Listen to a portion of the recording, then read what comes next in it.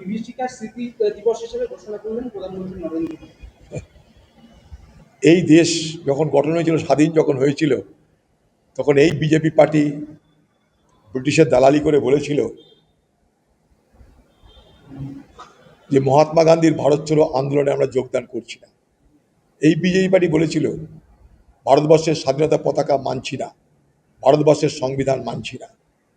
নাগপুরে BJP পার্টির যারা স্রষ্টা আরএসএস, তাদের যে হেডকোয়ার্টার আছে নাগপুরে, সেখানে 50 বছর ভারতের স্বাধীনতাকে স্মরণে রেখে যে ভারতের পতাকা, জাতীয় পতাকা, সেটা সেখানটায় উত্তোলন করা হয় না, সেটা সেখানে টাঙানো হয় না। তাদের কাছে দেশভক্তি শিখবো কি আমরা বলুন? তাদের কাছে কি ভারতবর্ষের মানুষ দেশভক্তি শিখবে?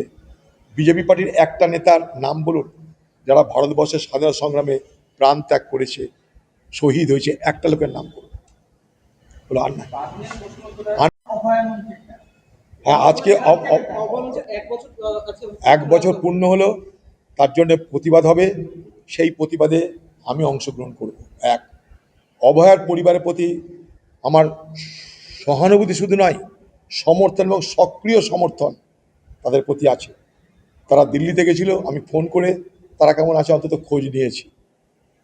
তারা আজকে নিরুপায় হয়ে মানুষের দরজা দরজা ঘুরে বেড়াচ্ছে, আর এই বাংলায় তাদেরকে নিয়ে রসিকতা হচ্ছে, তাদেরকে নিয়ে অন্যায়, তাদেরকে নিয়ে অপবাদ দেওয়া হচ্ছে, তাদের উপর অত্যাচার হচ্ছে। বাংলার মানুষ এই অত্যাচার বরদাস্ত করবে না। আজ আপনি পার পেয়ে যাচ্ছেন দিদি, কাল পার পেয়ে যাবেন, পরশু আপনি পার পাবেন না।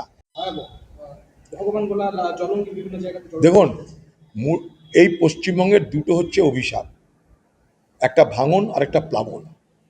ভাঙনের শিকার মুর্শিদাবাদ, মালদা, নদিয়া সমেত বিস্তীর্ণ এলাকা।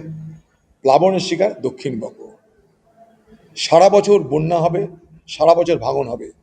বাংলার মুখ্যমন্ত্রী জবাব হবে ফারাক্কা জল ছাড়লো, কখনো জবাব হবে প্রকৃতি দোষী, আমার কি করার আছে, কখনো বাঁচার জন্য অজুহাত তুলবে ডিবিসি জল ছাড়ছে। তো সারা বছর ধরে আপনি কি করছেন? হাঁটু নিয়ে যন্ত্রণা আর নেই ভাবনা, আপনার শহরে হাজির উপাসনা। এখন সফলভাবে হাঁটুর প্রতিস্থাপন ডোমকলে উপাসনা হাসপাতালে। উন্নত চিকিৎসার একটাই ঠিকানা, উপাসনা। সুনিতা, মুর্শিদাবাদের সর্বকালের সেরা এবং ঐতিহাসিক বস্ত্র প্রতিষ্ঠান। বিয়ের কেনাকাটা থেকে শীতের পোশাক, নামি ব্র্যান্ড, সেরা দাম, একটাই নাম সুনিতা।